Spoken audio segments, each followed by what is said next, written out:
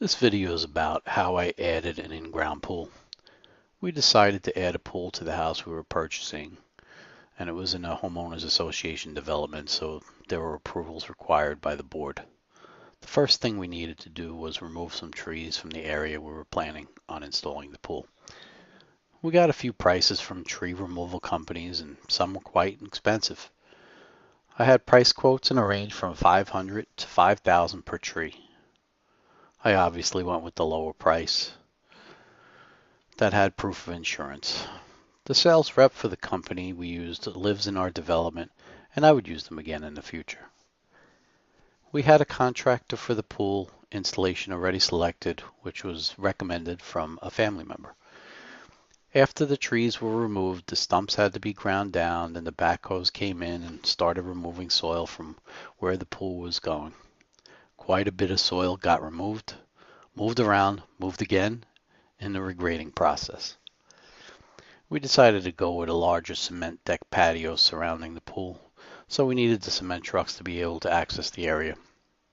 It took a couple days for the guys to assemble the in-ground pool kit, another couple of days to get the circulating hose and wiring for the pool and outlets. We already had a 220 power source that was repurposed for the project. We added some GFI outlets to go along with the pool light and pump for the pool. While the pool contractor was busy doing his work, we had the fence installers there putting up 5-foot dog-eared wood fence around the perimeter of the backyard. We had them leave 2 sections off the backside on the yard for the cement trucks to have access. We just screw them in when done and unscrew them to take them down. They set up styrofoam forms for the cement deck surrounding the pool and then poured the concrete patio.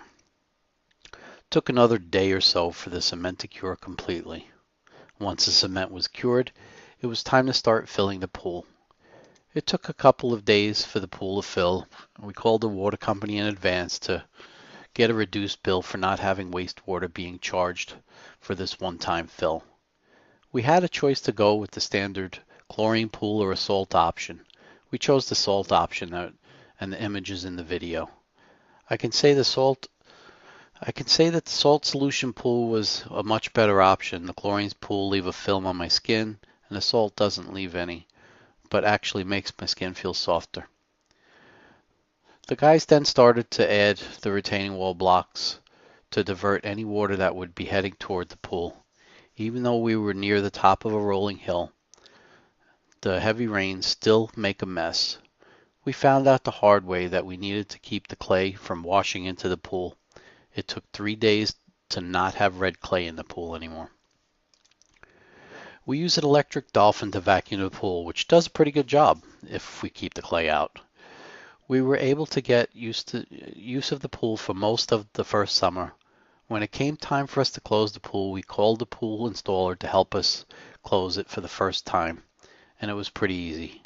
We decided to go with the solid cover versus one that would allow water to go through. The advantage is we wouldn't have to run the pool pump all winter, whereas the other cover we would be required to because dirt and water can get through. We would also have to buy chlorine because the salt option doesn't work under a certain temperature. Again, the salt option was the right choice for us. Early the next spring, I installed a railing to go along the edge of the patio wall, widened the steps, and installed handrails for the steps. Our fear was that someone would walk off the end of the patio, which was about a 3-foot drop. I hope you enjoyed the video. Please subscribe for updates.